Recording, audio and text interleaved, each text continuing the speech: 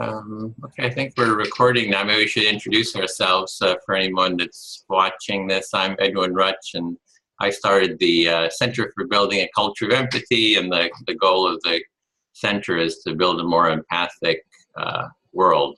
So, and you want to just share a little bit about who you are? Yeah, this is Antonio from New York, and I've been working with the Compassion course online and here with the New York Center for Nonviolent Communication since 2012, and I found out about nonviolent communication after leaving my hometown of New York City and kind of running away to Hawaii to become a certified organic farmer. And once I learned about NVC, it was enough to convince me to move back to New York and do this, for the rest of my life, honestly. I had found the thing. I really did. And it was a thing like nothing had ever caught my attention before. So I am, nowadays, I facilitate and lead NVC workshops. I help out with a lot of coordination for different NVC projects. And not just here in New York, but kind of around the world. I also teach this in Spanish as well. And so I guess you could say I'm pretty dedicated to this, and have a lot of respect and yeah, just a lot of love for what Marshall created here. And so I guess you could say my plan is to really keep this going, and that is my plan for the long run. So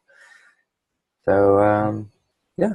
Okay. Well, what I hear is you posted some concerns on the NVC group page, and I just wanted to offer maybe half an hour or whatever listening, just so you have a chance to express what your concerns were, and maybe I could just reflect back, and I'll be reflecting back just my understanding as we go along, and maybe I could just start with reflecting what I kind of have heard so far, kind of following this discussion.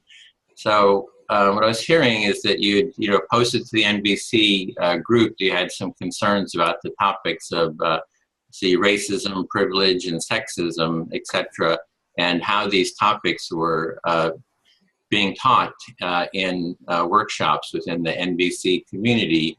And you had a bit of concerns about, or questioning kind of the current relevancy of NVC, that for you it was Marshall Rosenberg vision was more about a consciousness, developing a way of thinking, a way of living, and I would say almost like a empathic way of being. And that you had some concerns that that's becoming, the NVC is becoming just more about steps, and just kind of like steps that doesn't really have the underlying awareness to it. And you have real concerns about about these workshops, that these workshops on race, privilege, and sexism aren't really kind of fostering, building that consciousness, that empathic way of being, and that you feel really strongly about this, and that you had some regrets about the way you expressed, your concerns, and you would like to have maybe expressed it in a more, empathic way of being, but you do feel very strongly about these concerns, and that you are wanting to actually just have a dialogue on this topic to kind of discuss it within the community. And that's kind of the gist of what I'm getting so far. So do you want to just... Yeah, thank you. That does summarize most of it. And I think, when I think back, I posted 2 messages on the NVC group. I know they both also went out to the NVC trainer community as well. And I think, when I read my first message, there's a lot of clarity, and I can definitely sense the connection that I have to my concerns in my first message. And my second message, was what I would call garbled needs. It was like harder to really get to the source of what was going on there for me. So there was definitely some expression of some pain, as opposed to expression of what I love, which is, I think, the difference in how I expressed myself was, yeah, it affected me more when I read the second message, and to see that, yeah, there was definitely a lot going on for me there that I didn't necessarily break down and connect with, really. And so, yeah, had some regrets around that, and I'm in the process of also formulating a message to share my regret, and to also just really share, what it is that I am passionate about. And Well, I'm let me see thinking if I of, can reflect back so yeah, far. So what I'm saying, hearing is you had two messages. The first one, you felt there was a lot of clarity to it. And the second one, you're seeing that you didn't quite express yourself the way you wanted. You had some regrets about it, that it seemed more garbled and not as clearly expressing yourself as you did in the first one. yeah, yeah. That is it. Thank you. And now, I was kind of thinking about this yesterday. Um, and also, yeah, and I am in the process of formulating a message to also really, share my regret, and to really be clear about what it is that my intent is. I think when I get down to sort of like the base of what's going on for me, when I think of the privilege workshops, um, or sometimes there's also conversations about patriarchy, is that especially in the NVC community, I my concern is that I see as NVC being um, sort of like it's the catalyst for us creating even social change, and it's happened for me. That this has given me the skills to. I'm from Harlem, and I still am in Harlem in New York City, which is still pretty. Uh, at times, there's a lot of economic difference there, and there's a lot of poverty, and so for me, NVC was a catalyst for me to connect to my community, and to hear its troubles, and what it would like to see more of. And that's been so beautiful for me to hear and to focus on the heart of the individuals in my community. So that's what I mean when I talk about NVC being the catalyst for change, is that it motivated me and inspired me more than anything to start focusing on what am I listening to and what am I focusing on. And my concern is that when I see something like an NVC workshop on a specific topic, say privilege, and I've also heard some feedback from participants in the workshop, is that it seems to be aimed towards a specific way of looking at that social issue. And I do want to be clear that I am so aware of privileges that exist in society and in culture, and I would never, and I don't want to take anything away from the idea of there being privilege in society. And I can agree with that idea that, yes, there are what I would call, I could even call them systemic approaches to who or which group of people receives what, and which group of people doesn't receive what the other group receives. And so I'm not kind of like, I'm aware of that, I could say. So going off of that idea, I think it's just, I come back to the idea of, I'm not sure if having that conversation is really going to help us to see each other as a human, because I have trouble when I hear that, if I tell myself that I'm privileged. For me, the trouble there is, am I really connecting to the heart? Like, what is inspiring me to want to contribute to other people? I am so into the idea of creating social change. However, I want to do that from my heart. And I want to be really careful that I'm not doing it because I think that I'm privileged, and that because I'm privileged, I need to be careful with what this person is going through. I might be careful with what's going, I might be aware, of what is going on for the people around me. And I might choose to not do something about that. However, I'm already doing something, I think, by being aware of that. And that in itself is what NVC has given me. It's giving me the ability to be aware of the needs that are going on for everybody. And that is something that I didn't have before. Let me see if I can reflect that. That's probably a lot.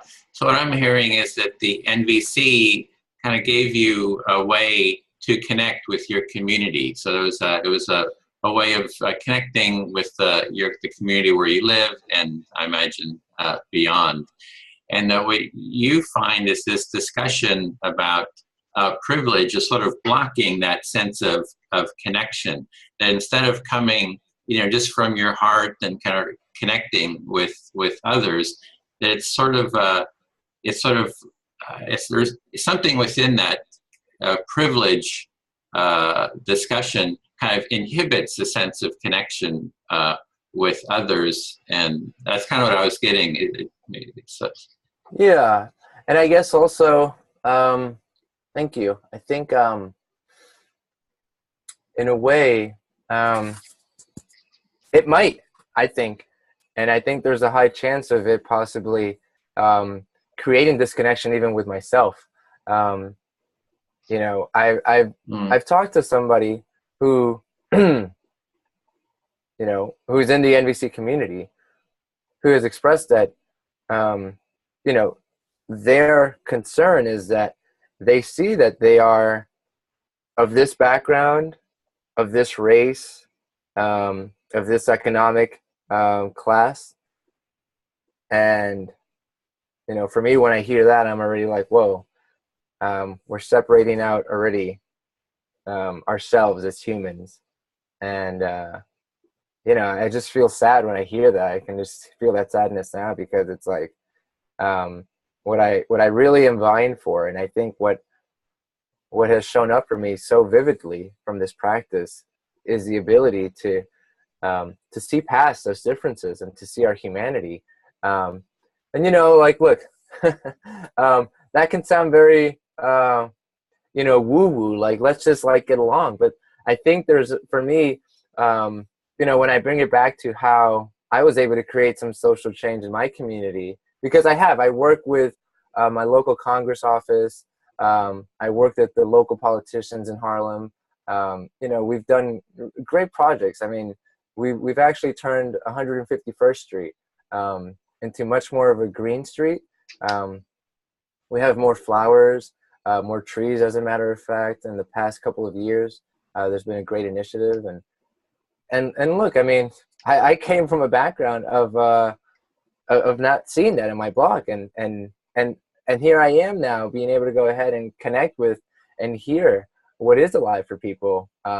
So anyways, I bring that up because, again, I go back to this idea that what's holding my community together is that they all have, they're all vying for something in their life. And I just want to be sure that I'm not, I'm not really just intellectually thinking, what is it that they need? They need to not be underprivileged. I could be thinking intellectually when I'm thinking that.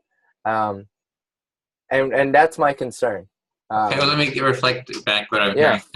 So what I'm hearing again is that sense of wanting to come from your heart, which is basically our common humanity, that everyone, we have this common humanity and you want to be able to connect to your humanity and other people's humanity.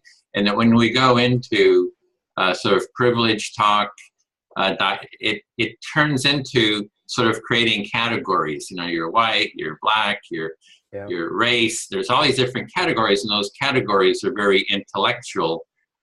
And it kind of pulls one out of the common humanity, and it kind of blocks that connection, that seeing someone else's humanity, and which is what you're trying to do, and you've done that in your neighborhood. It's been working with people in your neighborhood, and contributing to the well-being, like renovating the street and so forth. So it's that concern about the sexism, privilege is kind of intellectual, and it's creating these categories that are blocking human connection.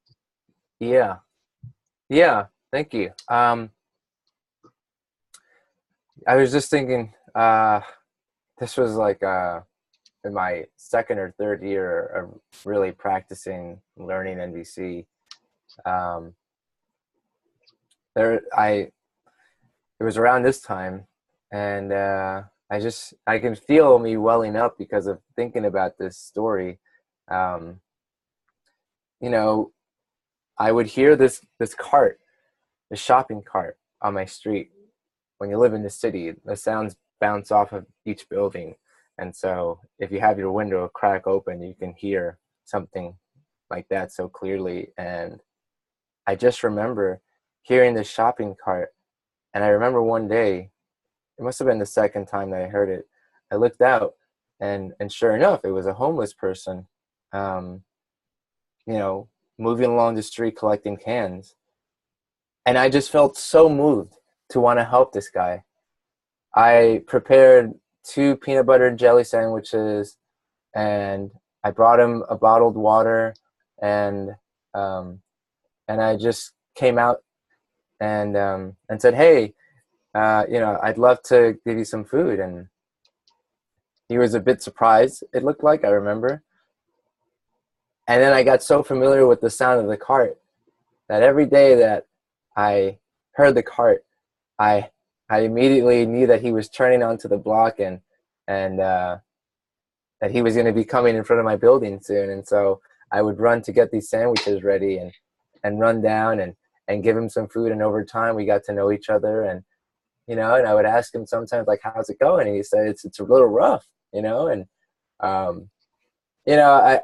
it's just so moving for me, because I was so compelled to want to help this person, because there's no way, I come to this idea that when I have compassion, it's hard to have somebody suffer. When I have compassion, I cannot see you suffer. And so that's kind of like what happened for me, is that I was so moved to want to just help this guy out. And it came from, again, it comes back to this place of being moved by my heart. I could have easily have thought, I have the privilege to help this guy out, and he shouldn't be suffering. But I guess there's 2 ways. Look, I can come from that place, I guess. I'm not, for me, it's like, I really hold the thought that I don't have anything against, people who are doing the workshops on privilege. As a matter of fact, I think we're both vying for the same thing, to create some cultural change. And my thing is, I guess I have a sense of concern, again, because I think, am I doing it because I think, I should, because I have the privilege that somebody else doesn't? Or am I doing it because this is a connection that I experience with somebody else? Okay, so you're looking at sort of the motivations, like you're sharing this story where you had a real connection with a homeless person, and a sense of wanting to help contribute to them, and it sounds like you actually developed a connection with them, offering sandwiches and talking with them. So you're looking, what I'm hearing is that you're looking at what are the motivations for fostering, building these sort of connections. Is it a motivation of wanting to contribute that sort of comes from the heart, or is it something sort of a, maybe more of a should, or a, you know, something that's kind of an intellectual, more detached approach, and that you are seeing that people who are maybe having these workshops for privilege, that they are looking for a way of how to, you know, foster connection and so forth. But for you, it's like, you know, kind of coming from the heart is really the motivation that seems to work for you. Yeah. Yeah. Thank you. I think back to, yeah, I really think back to the idea of somebody even like a Gandhi who, as opposed to creating social change, because I think he did, but as opposed to creating social change from a place of how do I get the British out of my country, he really just kept on saying every day, please leave my country. And I'm so inspired by that, because I think back to some stories and part of the human history of how some people have created social change by ways and by means of force. And for me, when I think of using means of force, that is what I would call or evaluate or assess as creating an intellectual idea of how to create social change.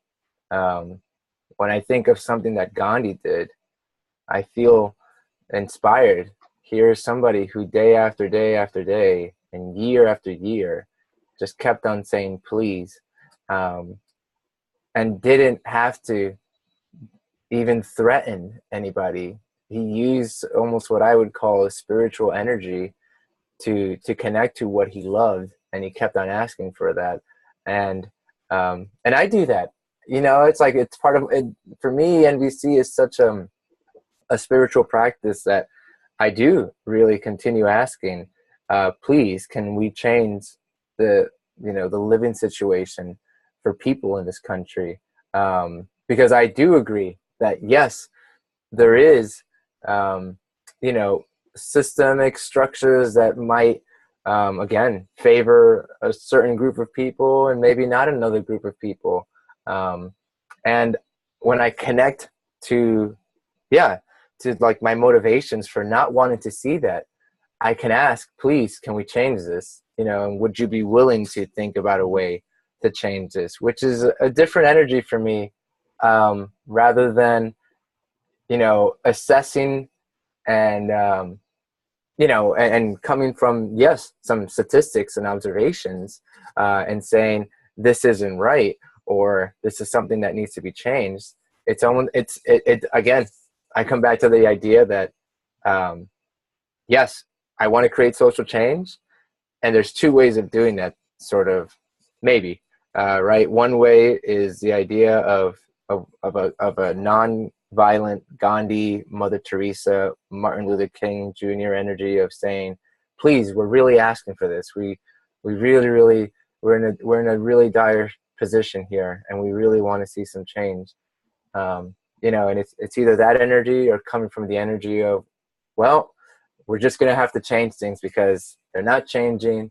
So I'm going to have to take power into my own hands and really start doing this out there. It's like, because damn it, this isn't happening. So it's going to have to happen some way. And for me, when I see that viewpoint, I just sometimes see the idea of casualties being included into that picture, where some people, in their effort to create social change, might, and I'm not saying that this is true, and I'm not trying to make a generalization, but other people might have pain caused onto them because of the attempt of looking to have social change, sometimes with, like I said, sort of like a sense of using force, possibly. Okay, so you're kind of looking at, you're seeing that you want social change, other people want social change. There's different ways of having that Yeah. change, and the change that you're seeing or wanting to support this over request, like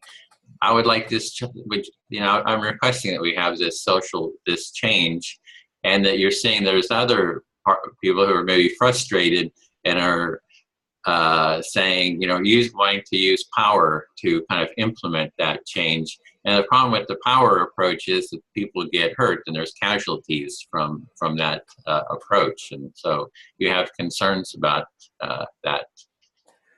Yeah. Yeah. Thank you.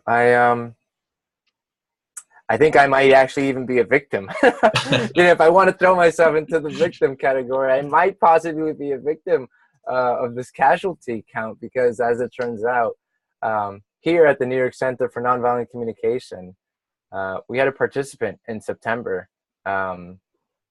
who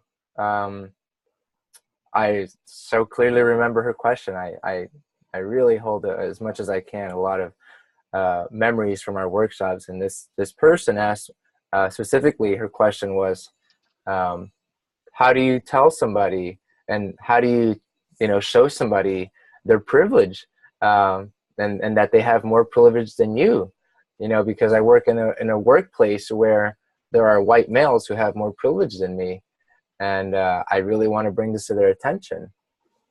And right, the way that it was answered was, well, we have a choice where we can see privilege, or we can really start talking about what it is that we would like to create more of between one another. And so that was that's the summarized answer that was given to her question, which was like, look, we have the choice of either talking about privilege, which is a choice. However, when we do that, how open are you going to be to me telling you, hey, I'd like to talk about how privileged you are, as opposed to me saying, hey, I'd love to talk about how we can create some more flow and balance in our relationship. So as it turns out, this participant wrote in feedback to us, saying New York NVC is not aware of their privileges. They are white males from the north, and possibly of European descent, you know, with a wealthy background. And this person wrote, I have specifically been to other NVC trainings on privilege, where trainers are very aware of this issue of privilege. And so I just find I kind of take some issue with the idea that there seems to be dissent in the community as to what is part of our NVC education. And I'm coming from the background now of I was not aware that I was supposed to know about privilege in an NVC workshop. You know, I read Marshall's book, and I've gone to several hundreds, thousands of hours of NVC trainings. And I kind of come up to this point now where I'm like, we're having two different schools with the same idea of what we're supposed to be teaching. And it's almost like, you know, I've worked through most of what this person was going through when we answered them and their pain, but I also come up to the idea now of like, it just seems like there is, there's two ways of thinking about this. And it seems like if I don't know about privilege, or if I'm choosing to not want to talk about it in the NVC context, that I'm somehow being shunned. You know, which for me, if I really translate and unpack that, for me, it's about that I'm troubled here because I really want to have some sense of shared reality and shared understanding around what we're teaching when us NVC trainers are teaching NVC, because I just received feedback saying that I wasn't teaching what other NVC trainers were teaching. And I was, as a matter of fact, given a 1-star feedback, which is the lowest feedback on our feedback forms because of that. I mean, this person actually, which was weird because this person said everything was great about the workshop except this one answer. So I kind of just, I'm troubled with that, and really struggling to figure out how can we as trainers have this sense of awareness that what I'm doing and what I'm after for social change might be possibly affecting other NVC trainers out there who might not agree with this idea, of creating social change through this perspective or this lens of privilege and sexism. Because, for me, it already affected our business here. And I have concern that it might affect, I don't know, and I don't want to make the generalization, but it might affect how people are taking in NVC and how they're understanding it. Mm-hmm. So, so what I'm hearing is like sort of a shared reality of how NVC is taught, and that you were already, there's sort of a branch doing the privilege, talking about privilege, and, those two different approaches that you're talking about, and there seems to be this sort of two different approaches, and you'd like to have sort of a shared reality, and that you feel that somebody, you didn't address that privilege aspect of it, and you're feeling like judged, maybe shunned, and so you kind of got you were sort of a recipient of sort of a negative feedback, and you have like concerns about that, because it sounds like it would kind of inhibit your trainings and your work too. So like a shared, kind of a shared agreement about the topic. And I think you were saying that looking through the book, Marshall's book, and so forth, you don't see anything about privilege and so forth in there. Yeah, thank you. And I that does summarize it. And I think also for me, it's sort of similar to like, I could be walking in a park, and then out of nowhere, I could be arrested, or I could, be cited because I was not supposed to be walking in this section of the park, even though I didn't know, and there were no signs. Mm-hmm. So it's a bit scary, actually. I can feel some fear in me, actually, is what it is. It's maybe not scared, but fear. When I really just started thinking about the care and, sort of like what's our shared vision for integrity around this work that we're sharing here called NVC, because ultimately,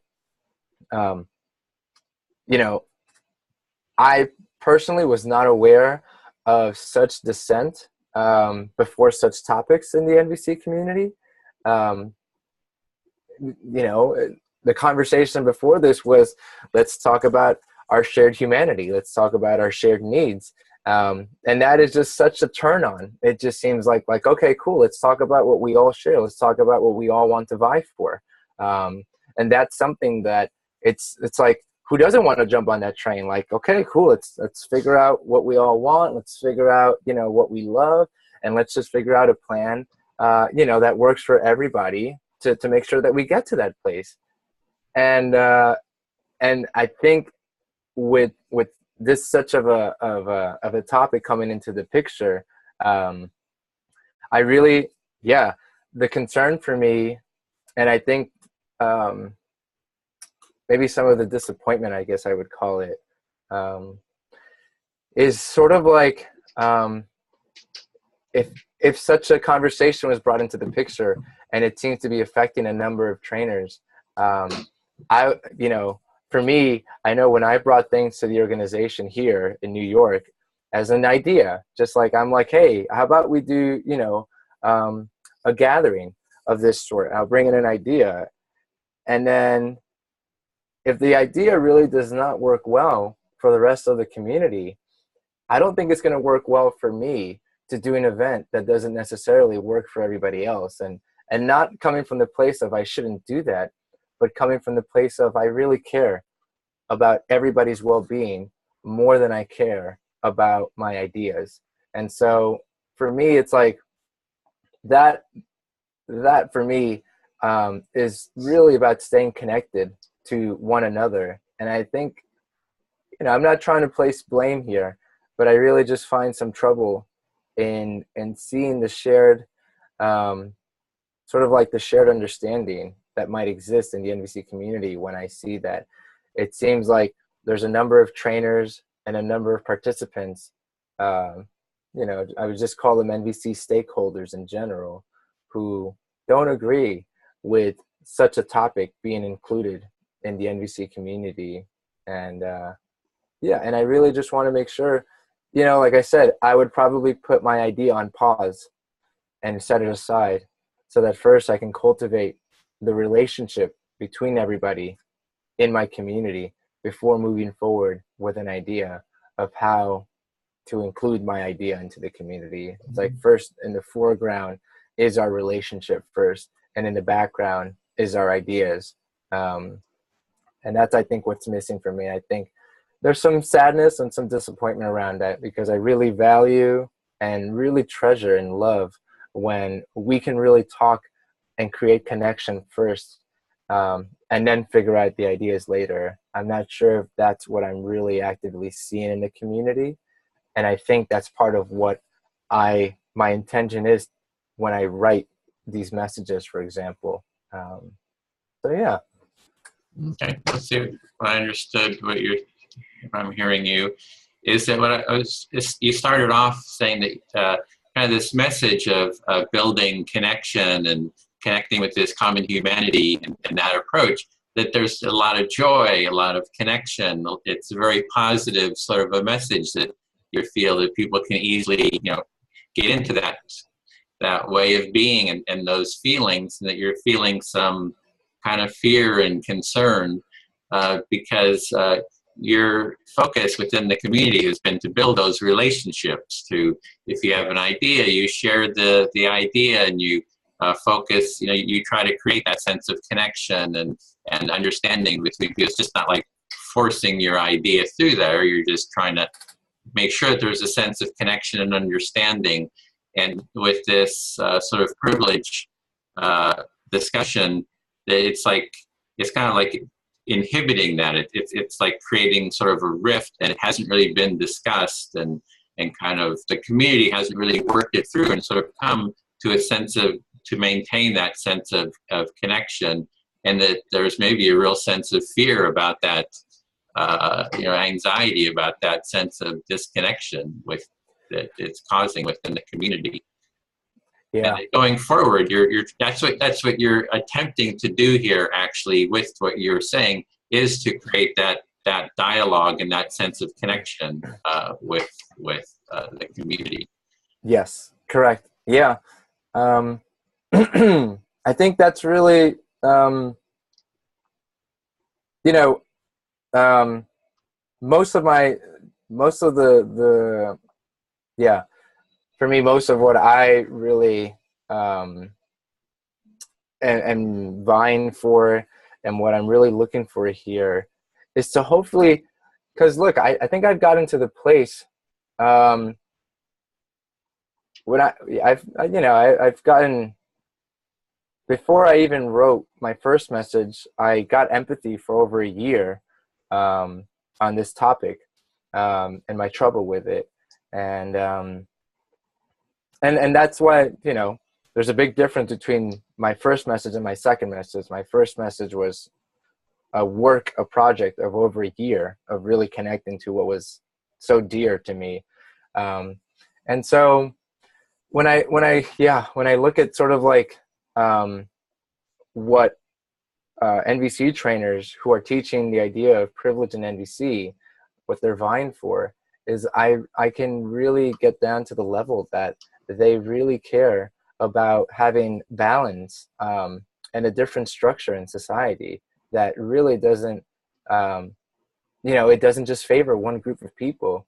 Because in a way, having one group of people be favored can I've been there. Growing up in a poor community, sure, I saw changes and I saw differences from where I went to school, which was a very wealthy, upscale neighborhood, compared to what I had to experience when I went back home, which was, drugs on the street and violence and gunshots. And it was like, why does this exist? I mean, I grew up with that idea that there is, systemic differences. And so I'm on the same boat in terms of wanting to create a world that's more balanced and that really has a lot more consideration for everybody's well-being.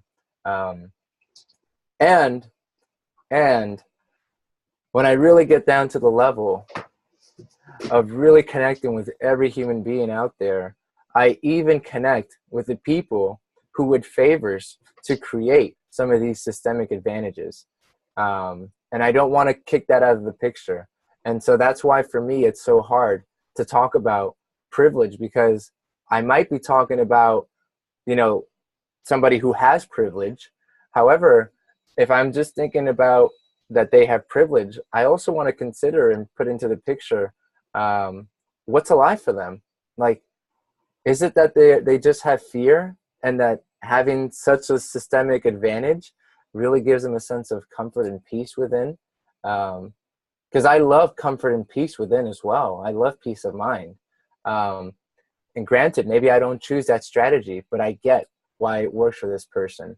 And so having that mindset for me now opens me up to a whole different world of possibilities that's way more exciting than trying to go ahead and take away the power from this person that I am saying has privilege.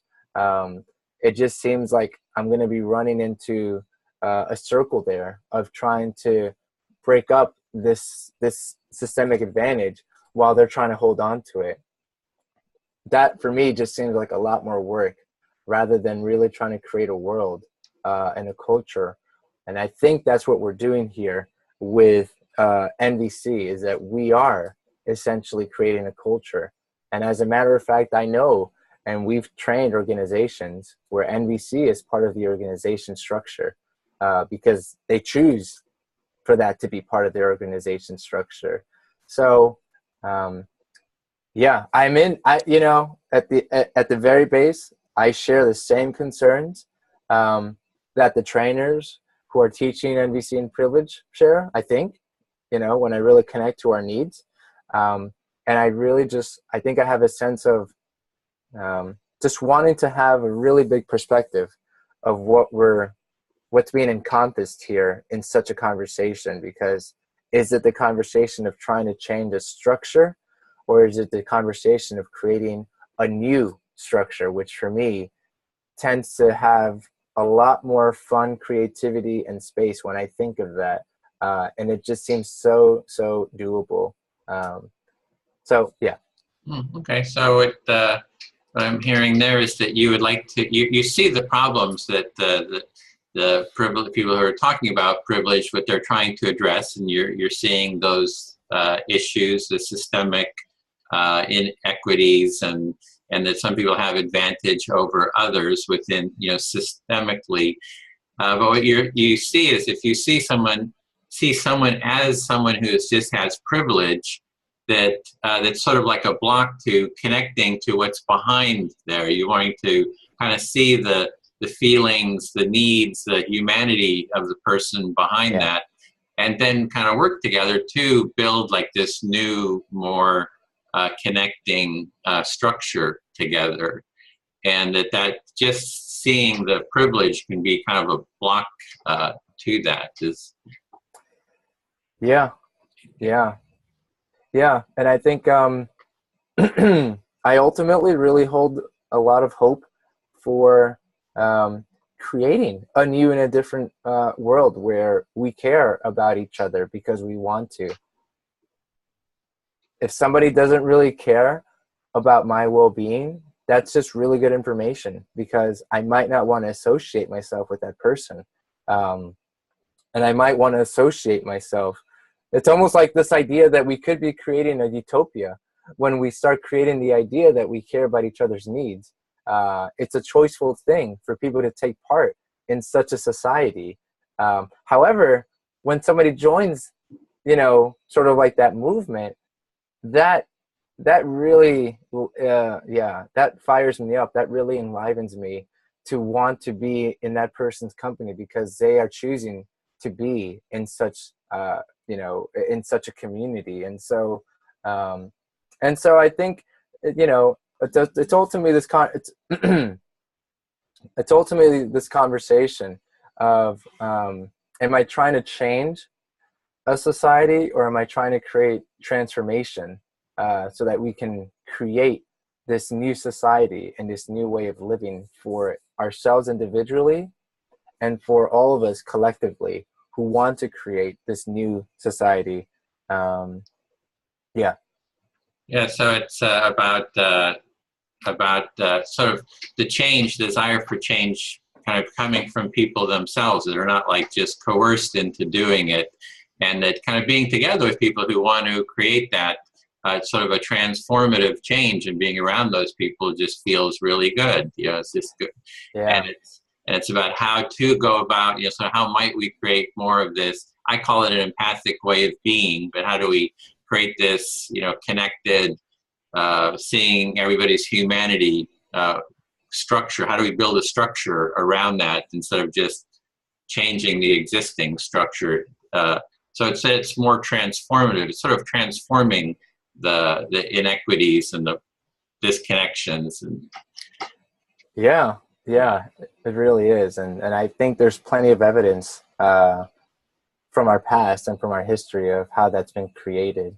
And so, right, it's been created right out of the sense of wanting to create something new and something different, as opposed to, you know, sometimes when we're trying to change something, that could incite some backfire, and we could end up in a fight, as opposed to creating a transformation for a new type of relationship that we want to have. And that happens in personal relationships with two people, right? Or even with one person who's having some, you know, trouble with themselves, you know, so we can have that vision of us trying to change ourselves, or of us creating transformation for something new, to really be created out of that sense of really being curious of one another.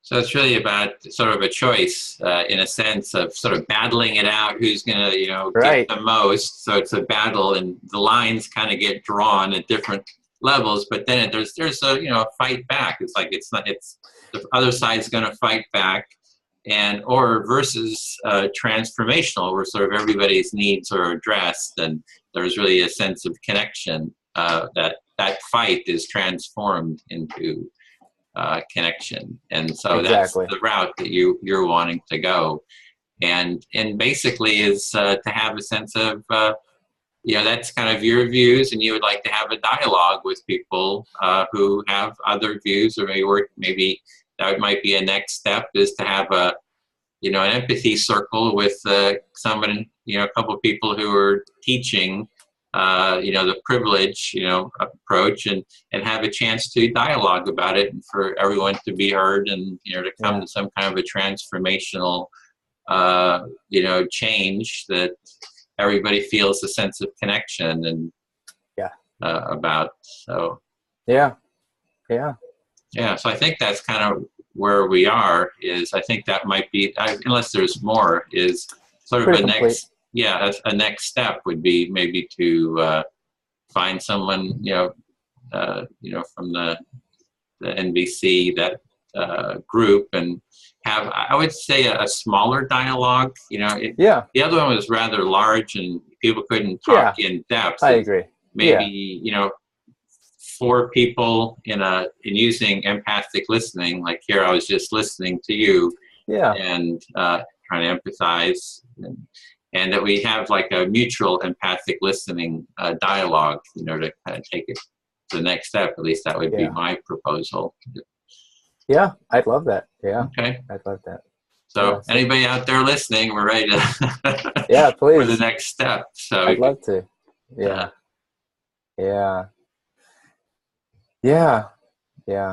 would be a great next step. So I'd love to have that. So and I really thank you for your time, Edwin, and for the empathy, and really appreciate you creating this space for everybody. I think it's really sort of like what, you know, we could call a mutual holding of everybody here, and it's way better than having to choose like who's right or wrong. It's really just creating the idea of what's alive for each other, and I really, really, really love that. So well, I appreciate you sharing what's alive for you, and I enjoy hearing it, and I think it's you know, we want that. I want that for everyone to have that space to share where they are, and through that will come this transformation. Yeah. So, well, with that, I will stop the recording.